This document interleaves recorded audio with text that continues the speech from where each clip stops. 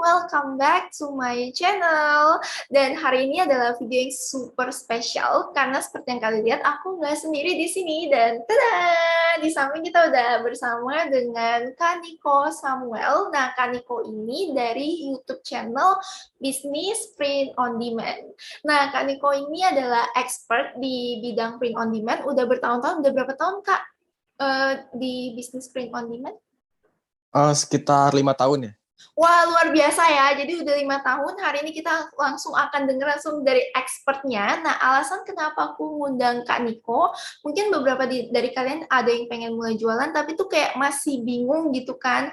Nah, mungkin produk print on demand ini bisa menjadi pilihan produk yang tepat. So, stick till the end di video ini karena dijamin daging banget.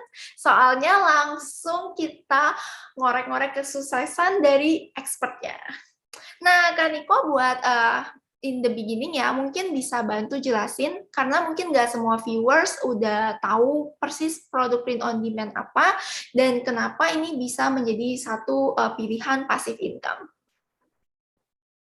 Oke, jadi simpelnya print on demand ini kita jualan custom design. Nah, custom desainnya itu dicetak ke berbagai produk, misalkan t-shirt atau casing atau hoodie dan produk-produk lainnya gitu.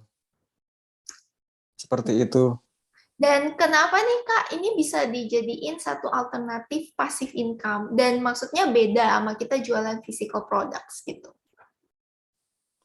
Sebenarnya ada yang pasif, ada yang aktif ya, tergantung jenis desainnya. Kalau desain yang mengikuti trending itu biasanya kalau trennya sudah berakhir ya kita harus mikir lagi gitu, cari ide desain yang apa nih yang bakal booming selanjutnya. Tapi kalau kita yang tipe mengejar desain evergreen ya kita bisa mendapatkan passive income dari desain tersebut gitu. Oke, cuman mungkin perbedaannya sama physical products nih ya teman-teman. Kalau misalnya physical products itu nggak ada evergreen. Jadi kalau misalnya ada order, kita mungkin kalau yang reseller atau punya produk sendiri, kita mesti packing dan sebagainya ya Kak Niko. Cuman kalau print on Ya, demand ini sistemnya gimana sih? Kayak apakah Kak Niko juga mesti sama nih kayak kita mesti packing atau sebagainya gitu? kalau print on demand kita sistemnya sama seperti dropship ya, seperti barang fisik karena itu kan desainnya dikirimkan ke alamat pembeli itu dalam keadaan sudah dicetak. Nah, makanya kita juga perlu bekerja sama dengan supplier yang mencetak produk terus mengirimkan ke alamat pembeli.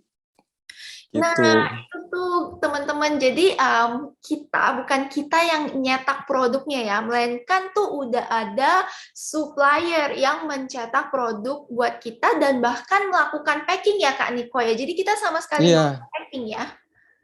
effortless banget sih bisa dibilang. Jadi sebenarnya effortnya kita tuh cuman bikin desainnya, and then ditaruh. Kalau misalnya ada customer yang order, itu orderan akan otomatis dipas ke supplier kita ya Kak ya. Jadi nanti Yes, supplier yang betul. akan ngeprint, akan packing, dan akan kirim ke alamat customer. Betul banget, betul banget. Oh, nah untuk Kaniko sendiri suppliernya itu di lokasinya di mana ya gitu? Lokasinya di US. Wow, ini kayak game changer banget ya, karena lokasi supplier udah di US, artinya kan enak gitu ya. Kita jualan ke Mm-mm. customer US, customer tuh nggak nunggu lama kan ya. Betul banget. Waktu pengirimannya bisa dibilang singkat sih ya, karena dari Amerika ke Amerika lagi paling butuh waktu 3 hari gitu. Wah, gila. Jadi ini kita udah kayak selling like a local gitu ya. Ah, betul betul. Nah, mungkin teman-teman yang kayak masih pengen dropshipping, tapi kebanyakan pengen banget dropshipping dari China. Ingat ya, China itu butuh jauh banget sampai ke US. Itu mungkin bisa jadi pertimbangan untuk memilih produk dropshipping. Nah, next questions ya, Kak Niko. Mm. Mungkin boleh cerita nih pengalaman pribadi Kak Niko, awalnya kenapa sih bisa tersandung atau berkecimpung gitu ya, Iya. jatuh hati sama print on demand gitu.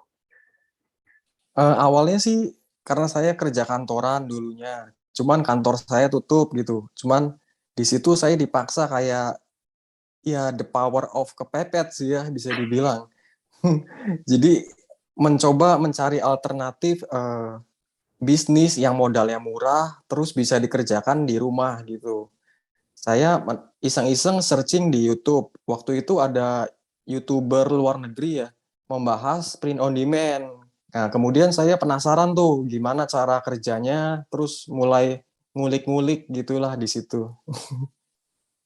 Nah, gitu tuh teman-teman. Kalau misalnya teman-teman ada yang kayak, aduh habis di PHK nih, atau kayak udah nggak betah lagi sama kerjaan sekarang tuh jangan khawatir.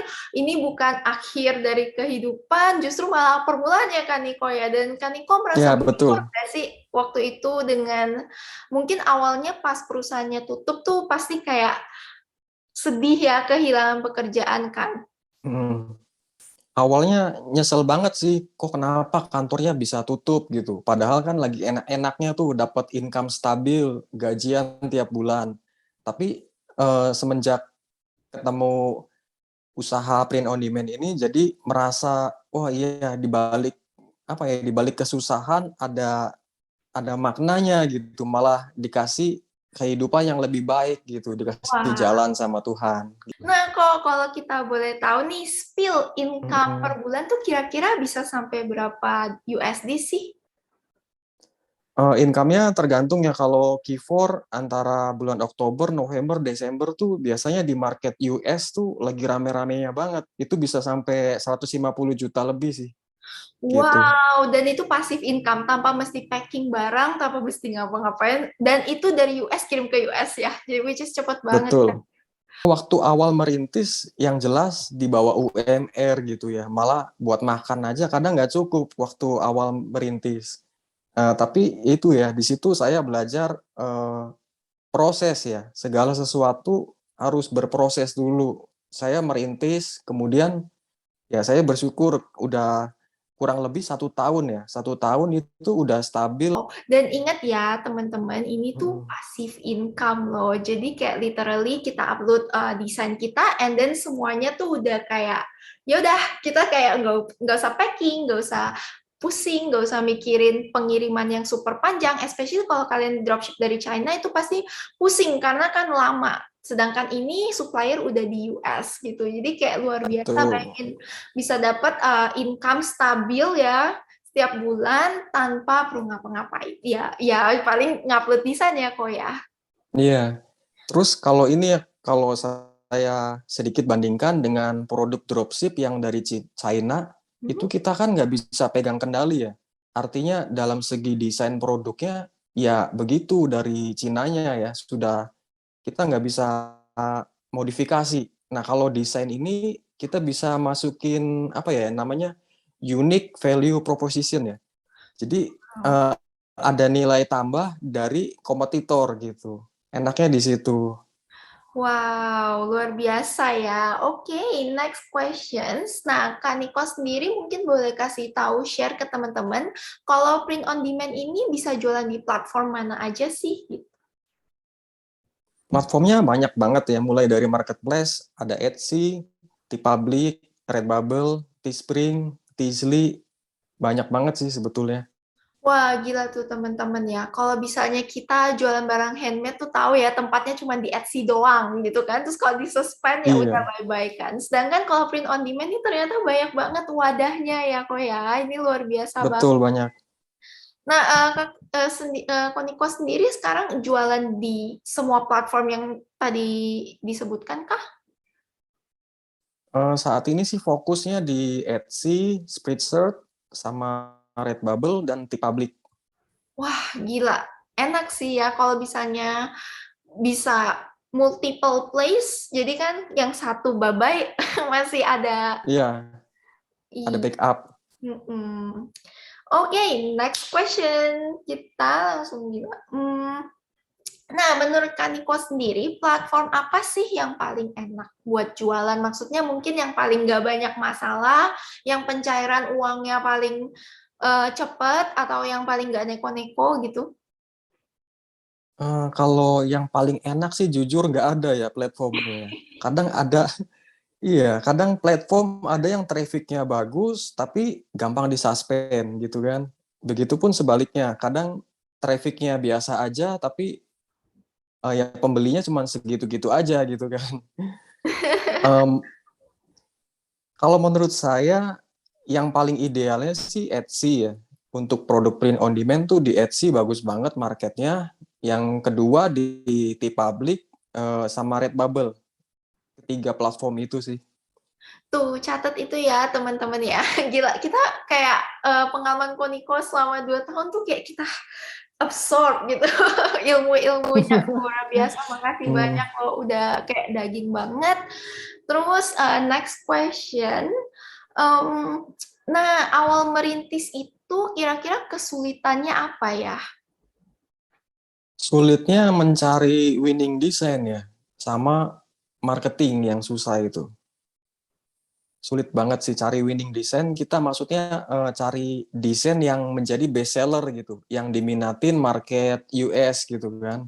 Dan kesulitannya tuh kita cara promosinya perlu dana yang lumayan banyak sih ya untuk Facebook Ads gitu atau Google Ads. Itu perlu modal di awal gitu. Cuman tadi Kak Niko sendiri ngomong kalau misalkan kan jualannya di Etsy sama platform lain Mm-mm. seperti Redbubble. Nah, apakah itu kita perlu keluar dana kah buat Facebook Ads gitu? Oh, kalau di marketplace Etsy saya nggak pakai dana sih. Maksudnya pakai Etsy Ads ya, nggak pakai Facebook. Mm-mm. Untuk yang Facebook itu kita pakai yang situs sendiri ya. Contoh pakai Shopify. Nah, itu kan kita punya website sendiri harus drive traffic mandiri gitu kan. Oke, Seperti itu. oke, next questions. Jadi kesulitannya tadi itu lebih ke marketing sama mencari Marketing. produksi ya. Winning design. Oke, Iya. jadi waktu itu pernah sampai mau menyerah nggak sih? Wah, dibilang mau menyerah sih sering banget ya. Karena kesel gitu. Bikin desain capek-capek, kok nggak laku. Tapi yang anehnya nih pernah saya bikin desain asal-asalan, udah capek banget tuh ngasal lah desainnya, terus upload, malah laku gitu. Anehnya gitu. Iya, jadi mungkin teman-teman kalau bisa pengen bisnis print on demand, mungkin memang ini passive income, tapi untuk sampai ke stage itu juga butuh jatuh banget ya. Jadi Iya, nggak bisa kita harap mungkin ada YouTuber yang bilang kayak do bisnis ini nggak usah ngapa-ngapain langsung kayak boom bisa dapat income, nggak ada ya teman-teman yang kayak nggak gitu. ada sih. Kalau Niko di sini yang udah bertahun-tahun juga ngomong kayak gitu, aku juga to be honest juga nggak kayak gitu. Kita semua usaha kerja keras dan udah berkali-kali memang pengen menyerah ya, tapi tetap kayak Iya, Nah, coba waktu itu pada saat Kaniko pengen nyerah terus nyerah, udah nggak ada hari ini gitu kan ya. Jadi betul, betul. buat teman-teman yang baru merintis, intinya persisten, pantang menyerah. Mana tahu desain yang asal-asalan justru malah jadi desain yang winning gitu ya. Ya, benar-benar. Oke, next questions. Nah nih, tadi kan ngomongin desain, desain, dan desain. Apakah orang misalnya hari ini mau memulai bisnis print on demand, itu mesti jago desain atau ngerti desain? Kalau saya sendiri memulai print on demand ini malah nggak bisa sama sekali desain, nggak punya skill desain maksud saya. Jadi ya menurut saya selama kita punya niat ya pasti bisa, walaupun nggak punya skill desain gitu. Kan kita bisa belajar tuh otodidak desain, cara mendesain t-shirt itu di YouTube kan banyak dan gratis gitu. Jadi bisa manfaatkan dulu source yang gratisan. Oke, jadi kalau misalnya hari ini teman-teman pengen mulai print on demand, Kak Niko bilang jangan khawatir kalau misalnya nggak bisa desain, karena Kak Niko sendiri juga relatable banget ya, bener nggak bisa desain juga. Benar, Ya. Tapi lama-lama tinggal sekarang buka YouTube. apa Kak Niko masih desain Iya, desain sendiri atau mungkin ada beberapa yang hire orang buat desain gitu? dulu sempat hire di Fiverr ya. Itu orang India kalau nggak salah. Dan lucunya tuh nggak nggak laku gitu.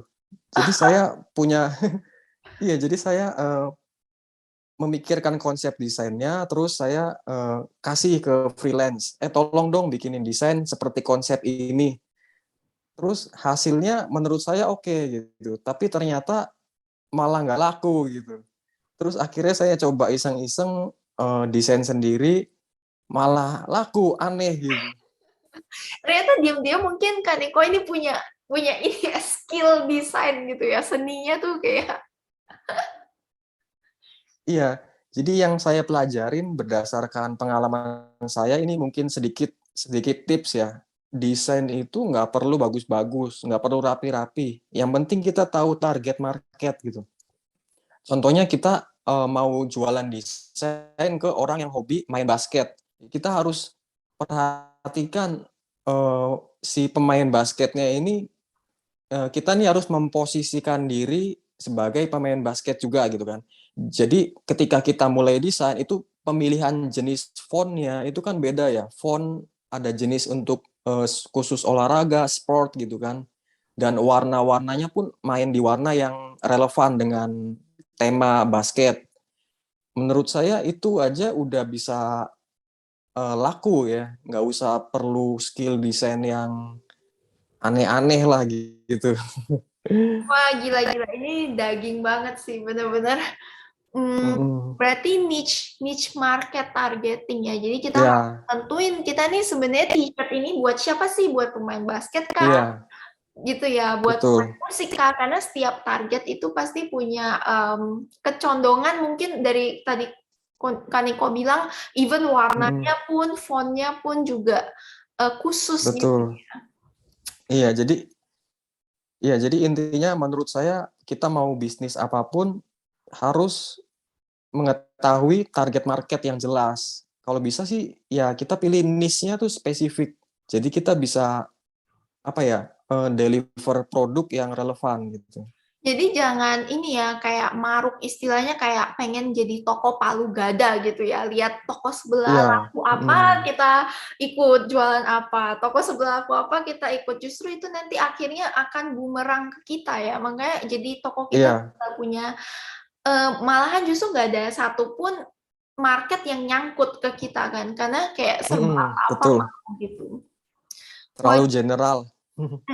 Nah, jadi mungkin ada istilah general product store sama niche product. Mungkin general product Ya, dulu ya pada saat belum banyak saingan ya. Tapi sekarang mm, mungkin karena begitu banyak saingan, eranya udah niche product stores. Luar iya, biasa banget. Nah, tadi Kak Nifa sempat ngomong nih, dulu kan pernah kerja kantoran.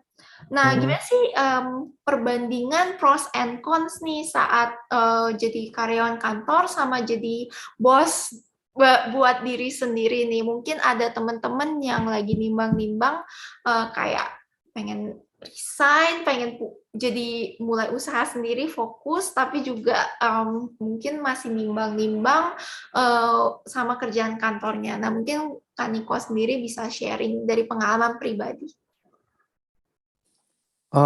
kalau saya sih dulu mikirnya kalau dari segi kenyamanan ya lebih milih kantoran sebetulnya lebih stabil ya gajinya itu setiap bulan sama gitu kan, bahkan bisa dapat THR nih kalau lebaran gitu kan. Tapi kalau bisnis jangan harap bisa stabil gitu kan, karena bisnis kan nggak mungkin selamanya itu omset naik terus, pasti ada penurunan. Nah, tinggal kita melihat ya kapasitas kita gitu kan. Waktu itu saya masih single kan, belum berkeluarga, jadi ya udah bodo amat lah. Istilahnya udah nyebur, tanggung nyebur deh gitu kan. Nggak makan juga sendiri kan, nggak ada anak istri gitu kan. Jadi saya bener-bener all in banget sih. Jadi kalau tips saya buat teman-teman yang belum belum berkeluarga, yaitu manfaatin deh waktunya, habisin jatah gagal ya kan, coba ini itu segala bidang.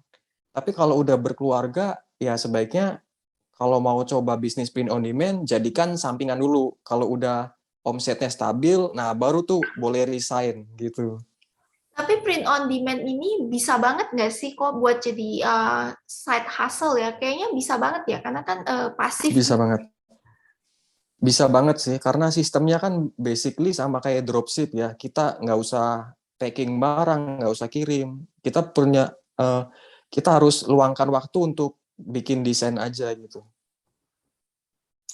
Nah, penasaran aja nih, tadi kan katanya merasa lebih stabil di kantoran. Nah, apakah Kak Hmm. Niko sekarang lantas juga kembali bekerja ke kantor lagi atau udah kayak oke 100% buat bisnis print on demand gitu? Sekarang sih udah 100% ya, karena ya saya, sumber income-nya itu print on demand-nya bukan dari satu platform aja, udah ada berbagai macam platform ya. Bahkan yang toko sendiri juga udah ada pakai Shopify gitu. Jadi ya saya udah merasa lebih stabil di print on demand gitu.